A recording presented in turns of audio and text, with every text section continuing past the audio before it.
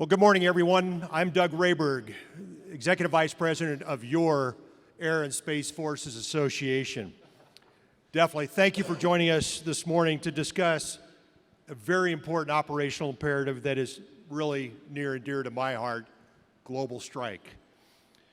Please welcome to the stage and hold your applause till the end, my contestants.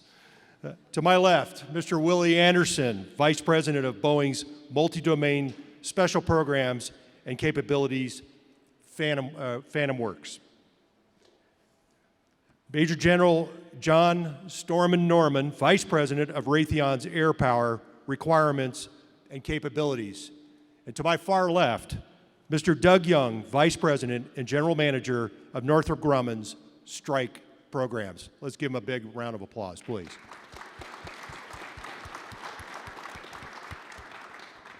Let me help set the scene.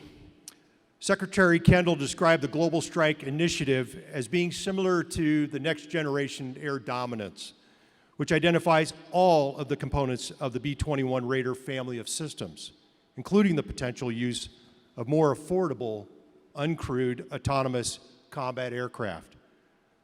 Now, the technologies are there now to introduce uncrewed platforms in this systems context. But the most cost-effective approach and the operational concepts for this complement to crewed global strike capabilities have to be analyzed and defined. If you go to the Air and Space Forces magazine, go right to the operational imperatives. That's quote right out of the magazine. Let's remember that in the end, global strike is a human endeavor. Yet the backbone of our nation's success relies on the innovation and ingenuity of our industrial partners to deliver the transformational capabilities to the warfighters. So on that note, Doug, let me fire away with a question I know, and by the way, this is a spoiler alert. We will not be talking classified in this room. So Doug, set the scene for us. In his remarks at the B-21 rollout, and thank you for the invite, this last December, Secretary of Defense Lloyd Austin commented that this is deterrence done right. He was in fact alluding to a model acquisition program that continues to adhere to cost, schedule, and performance. You know, even last week, the House Armed Services Committee ranking member openly praised the B-21 program. Obviously, you were at the rollout, so what has made Northrop Grumman's B-21 program a success? Well, thanks for the question, Doug. And yeah, it's every day it's a big challenge, but so far so good, and a lot ahead of us, and I'll talk about that in a moment. First thing I wanted to do is kind of just step back for a moment. At the Strike Division at Northrop, we focus on systems and technologies that are dealing with the highly contested environment. So the two programs I can talk about today around that are for global strike. And I'd like to just restate a quote from yesterday's talk from General Bussier, which many of you I'm sure were at, but just to focus on these two programs. It's about range, access, and payload to deliver disruptive effects in a contested environment with the mass and the lethality to win against a peer adversary. So with that, our focus on the B-2, first off, which is in this division, and part of Northrop's legacy around this kind of capability, has been all around modernization and making that platform continue to be relevant and effective. So we focus on comms and bombs, if you will. So last year, we were able to alter the architecture on that system in order to be able to segregate the mission systems from the flight systems to allow us to more rapidly upgrade and add mission capability, weapons, and comms. We also have done a lot of work around low observables to continue to refine them, make them more maintainable and more effective for the mission. And on the weapons side, recently we qualified the JASSM-ER last year for B-2, and there are a number of other missiles or weapons in the pipeline. So that's kind of the B-2, which really until B-21 comes online in numbers is what we've got for this mission. So now switching over to B-21 and referencing back to the rollout, that was a great day for the company, for the country, and for our warfighters to really get out and have a visible symbol of what the country and what the industry is doing to support the mission for deterrence. So the team was very proud of that accomplishment, but we moved the airplane out of there that night, and at 5 in the morning we were at it again, starting to test the airplane. So no rest for the weary. So around B-21, we are testing that airplane. We're doing ground tests. We're getting ready to go fly it sometime later this year. And first flight's going to be a big deal. But an even bigger deal, really, is to focus on the second flight. Because we want to make sure when we fly that airplane that it is not something we're going to have to work on for another 2 months before we go fly it again. We want to get into a very productive flight test program. So part of that is all around making the trade-offs in the near term on schedule in order to implement things that we know we have to fix so that we can get through a good flight test program. So the second flight's important too, and obviously the subsequent. We're also ramping up on production, getting ready for that. We recently received advanced procurement for the first lot. We're focused on sustainment because when we get to the main operating base with that first aircraft, everything's got to be in place. Spares, training, all the documentation, all the things required in order to allow the warfighter to support that aircraft and bring capability online quickly. So that's another big focus of the program at the same time as production, getting through AMD and into flight test. So with that, that's kind of a summary of where we're at. To finally answer your question, and I apologize for the segue, but I just thought a little background would be good. So what is working well? So it really starts with the partnership. The partnership we have on this program, and it really is built on about 15 years of working closely with the RCO and developing that relationship. That relationship of trust, mutual accountability, transparency is really what provides the resilience for us to be able to get through the challenges that we see every day. I mean, these are hard programs. We all know that. We've all been there. And this one is no different. So that elasticity has done us well and has allowed us to execute on a concept that we call active contract management. We don't play by any different rules than anybody else.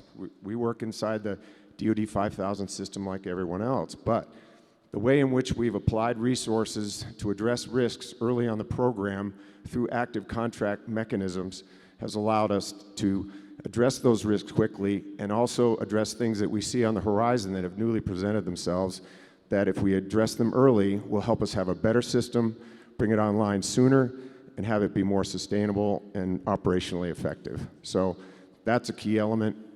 We also have worked hard to make sure the first aircraft is very representative of the production aircraft. They're essentially identical. So we haven't cut any corners on that first aircraft. I've read comments in the press about a prototype or whatever. That's not what it is. We're building the first aircraft just like the first production aircraft, same processes, same people, same tools, same hardware. So that's been a challenge because oftentimes on a first article you like to be streamlined and do a lot of hand work and so on.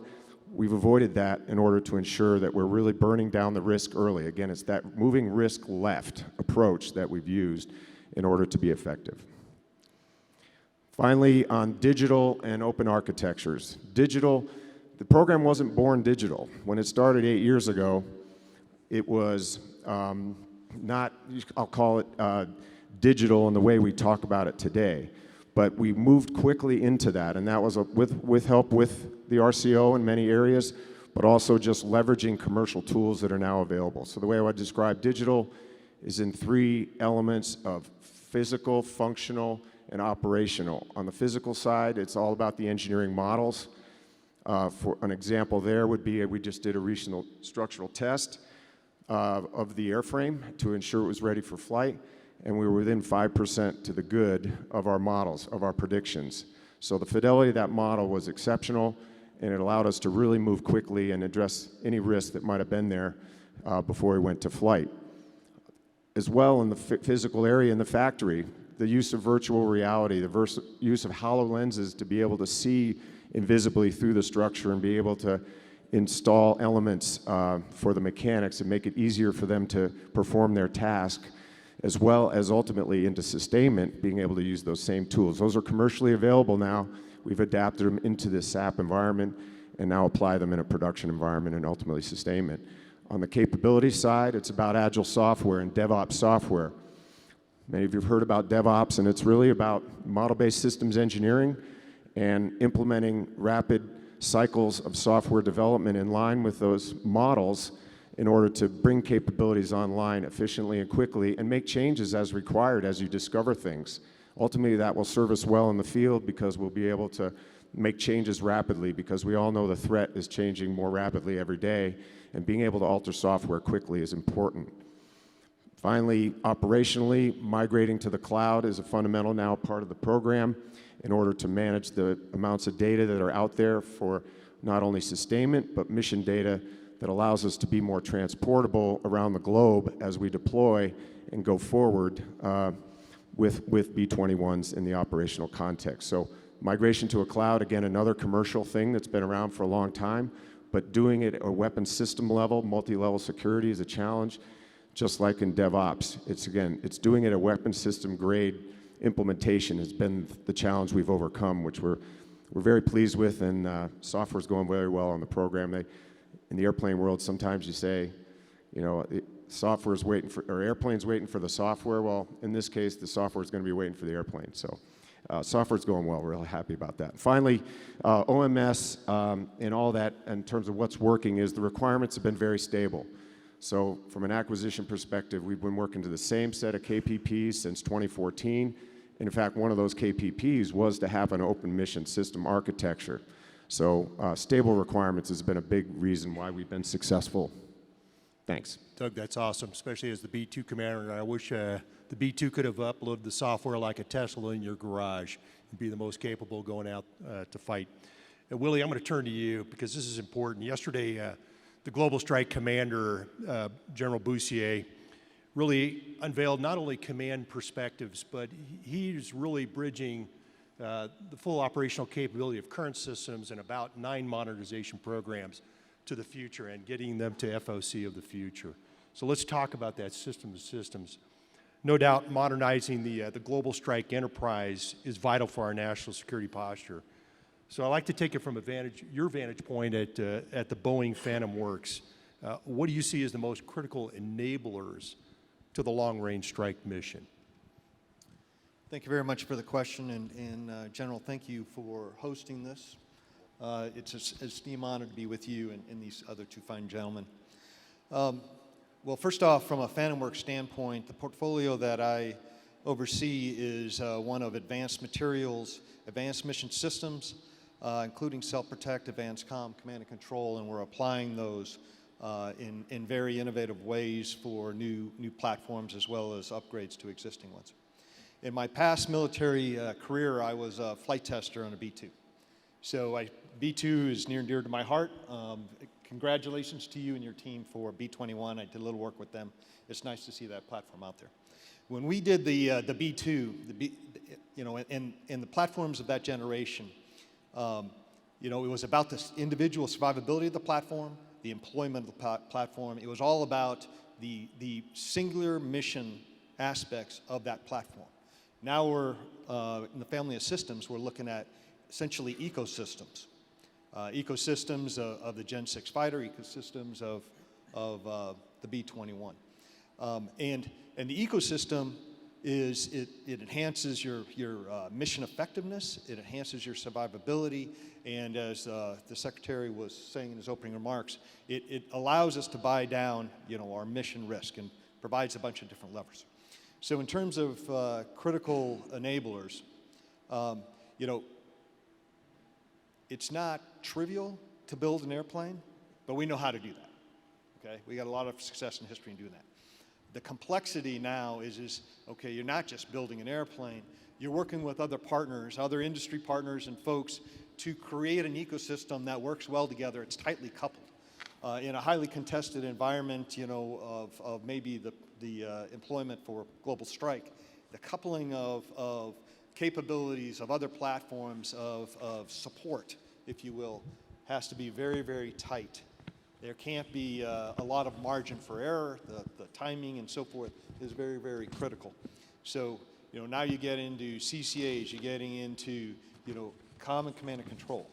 The work that General Cropsey is doing in JADC2 is going to be absolutely crucial. If this is going to be successful, that element absolutely has to be successful. And now you're coupling in, capabilities from space in ways we haven't done before. So that's a key enabler. And then I think the last main key enabler is global strike, deep strike, long range. You need fuel. Okay. So in the Secretary, it was real nice to hear in his opening remarks.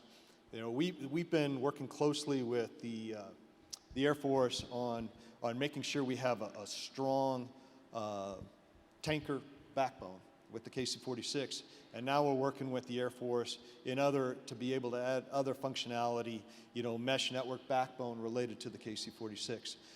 When the Secretary announced the new initiative, the NGAS, you can envision, if you will, a solid backbone of KC-46s that then, are tied to maybe even refueling, other tankers that have stronger survivability attributes to them. Conceptually, maybe an MQ-25 lookalike kind of a thing that's going back and forth in a yo-yo effect. I mean, range is going to be a key element. I mean, there's no denying that.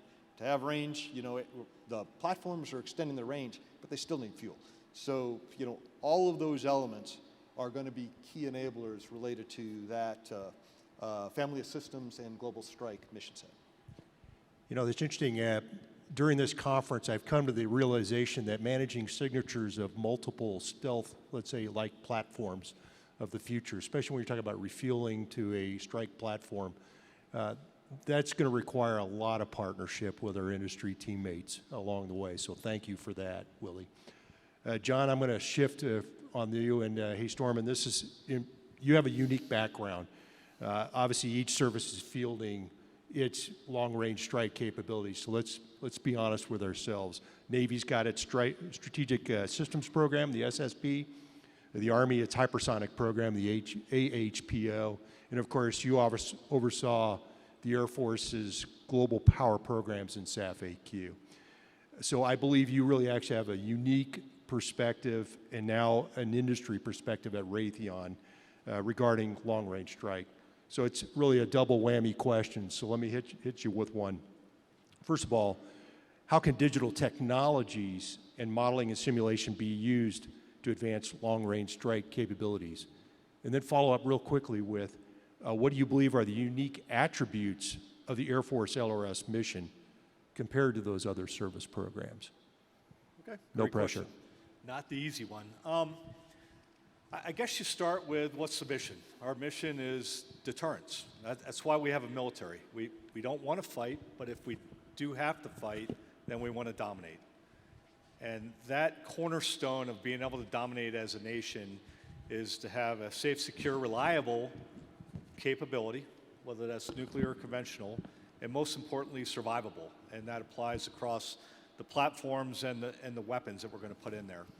To your question on the digital engineering, so I think probably the best use case, and I know we're doing this on Sentinel, I know we're doing it on Raider, we're absolutely doing it on LRSO. So we have a digital model of the weapon. We have a digital model of all the threats, the various threats through far, far into the future. And we run this model every single night with our LRSO program, 6 million miles. And we'll change the threat laydown, we'll change the threat capabilities, we'll change attributes on that weapon system to ensure that it is survivable into the future. It's an incredible capability, something that we could never do before. We always had to do live tests, and you're testing the points and the edges of that capability. Because of model-based system engineering, because of our DevSecOps, we can do that in near real time.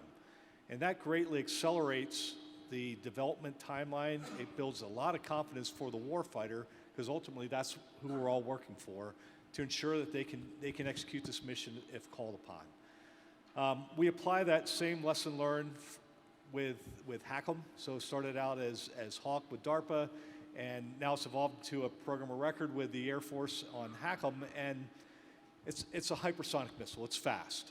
It's not that different from every other cruise missile that we've developed, but it's that attribute of speed that gives you a decreased target engagement cycle time. So it lets you hold more targets at risk in a shorter period of time. It lets us penetrate this A2AD environment from depth and hold those targets at risk to knock the door down. And I would say that long-range strike component of the Air Force is part and parcel to us being able to do that as a nation. The Navy program, the Army program, they're important for their service. They're all part of the joint campaign. We're never going to do this as a single service. But as that critical element, I contend as that leading element of the triad, Global Strike Command has a fundamental impact on our ability to deter as a nation. Our submarine forces, incredibly capable. They're facing a recap that's going to be incredibly costly. Certainly with Sentinel, incredibly expensive, and we're doing not just the weapon system to replace the Minuteman III, but also the launch facilities. So they're more survivable and quite frankly, more conducive to the crew environment. It requires the communication, so NC3. It requires ABMS to work. It requires, I'd say more than ever, this replacement of the AGM-86 with LRSO so that we have that weapon that's survivable and can deter an adversary. The reason that I think this is so important for our nation as that first step in a recap of the triad is this gives our National Command Authority a very flexible way to escalate to de-escalate any tensions with any potential adversary. It's fascinating, having worked in different commands in USAF, certainly in INDOPACOM and CENTCOM. If you move a bomber into a theater, everybody notices. I mean, everybody notices. And so without ever firing a shot, just simply that bomber presence can change behavior because of the risk. And for that risk to be credible, we have to provide both a platform that's survivable and we have to provide that weapon that's survivable. And I think that this team is doing an incredible job with that. We're partnered with Northrop Grumman on HACM for the propulsion, for that scramjet engine.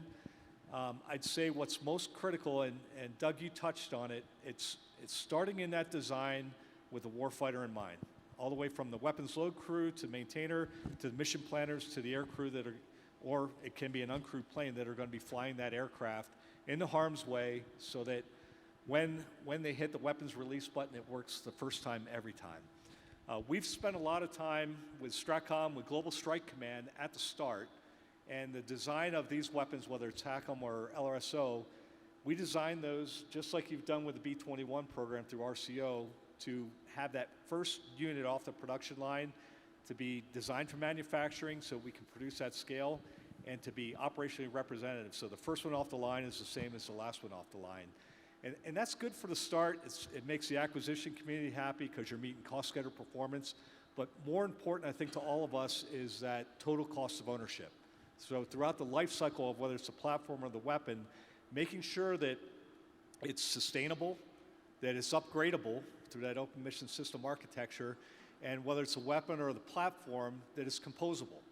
So if we have a better navigation system, a better self-protect system, a better propulsion unit, fielded in the future, we can easily integrate that into the weapon system. I think Jason Bartolome is doing a great job with that on the conventional side, and certainly at our nuclear PEO, they are absolutely doing that by ensuring that all of the weapons that we're producing, that they have that open mission system, so they're WOSA-most compliant, and that it is easy to integrate that with any new platform in the future, and it's easy to integrate that upgrade.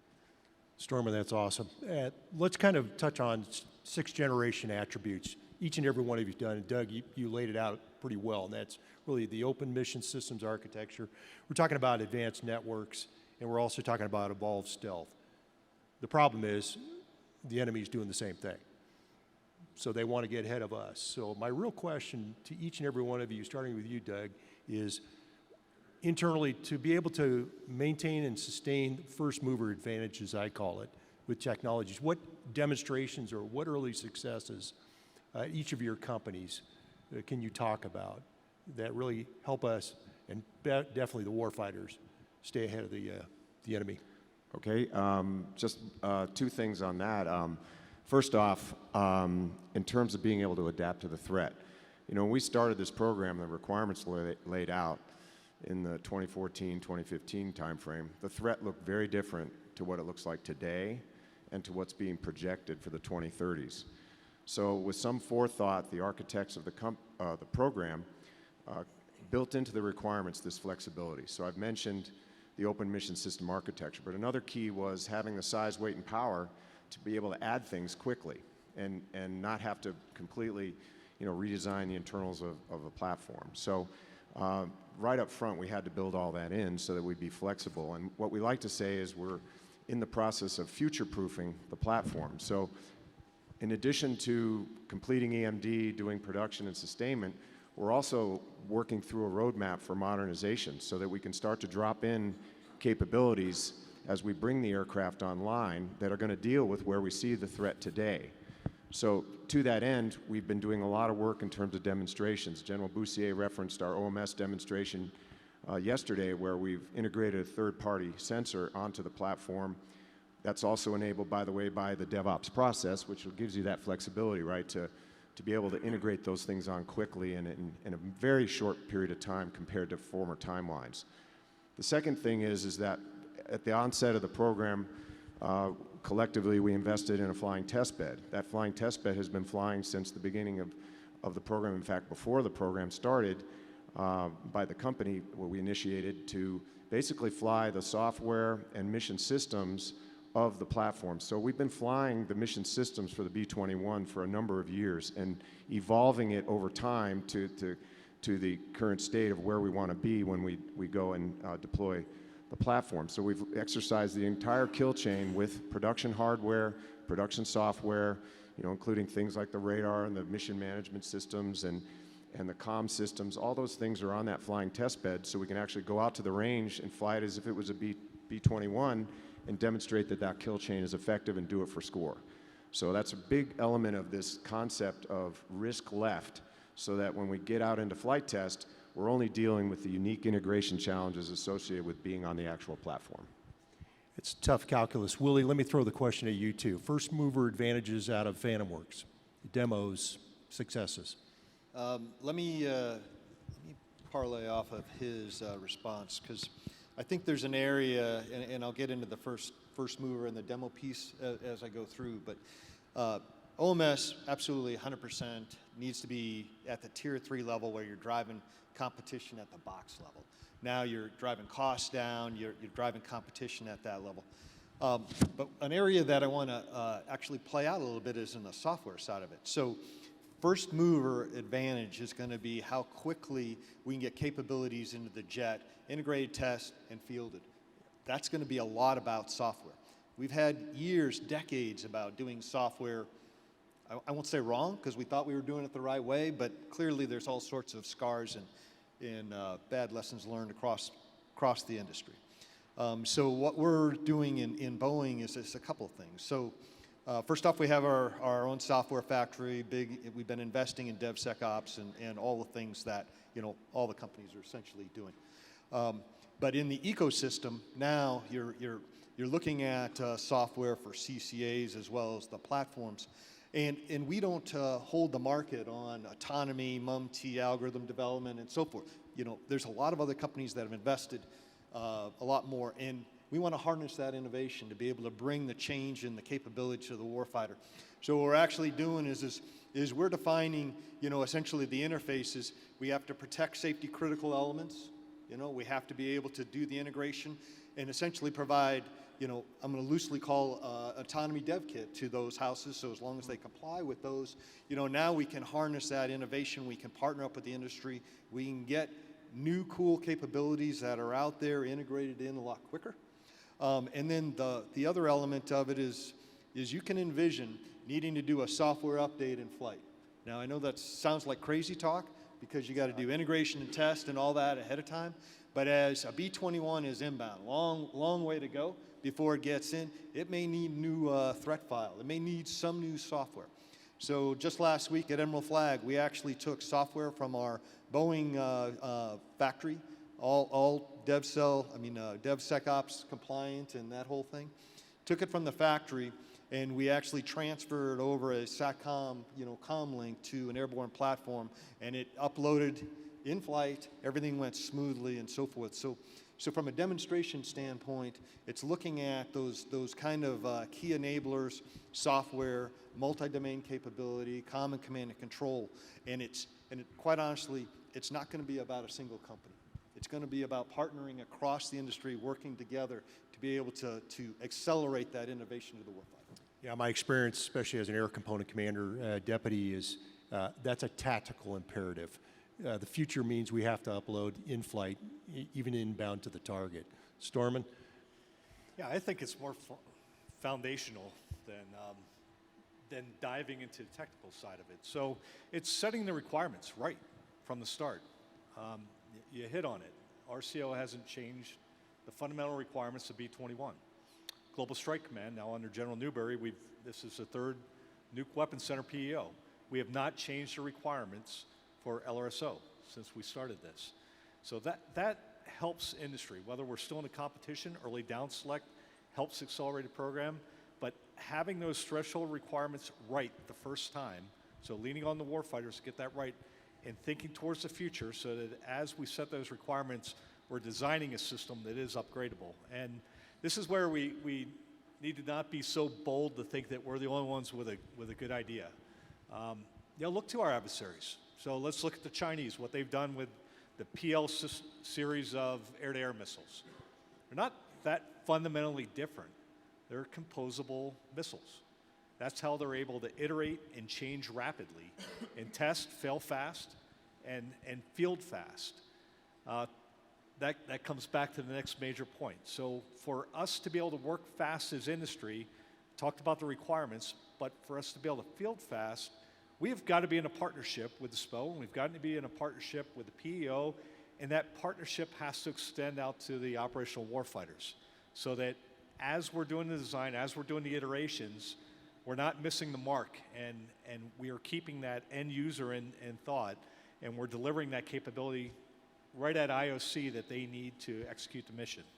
It has got to be a partnership. It cannot be an evaluation from the SPO. And I think that's why these programs are so incredibly successful, because we've kind of turned that whole acquisition program upside down. And then it goes back to how do we do this execution in that design phase. And this is where I think, it's really easy to jump on the platitudes of, model-based system engineering, DevSecOps. And if I put myself back in the uniform days, my eyes just roll in the back of my head, and I go, I don't care. You do your acquisition stuff, give me what I need. Stop with the prototypes, slap the table, we've taken enough strategic risk. I need weapons in the MUN storage area. I need capacity. And we can deliver that for you, and we absolutely will deliver that for you. I would suggest to you, though, that there is a significant benefit for the warfighter with what we're doing with the model-based system engineering and these models that we're developing. It's not just going through the iterations and design.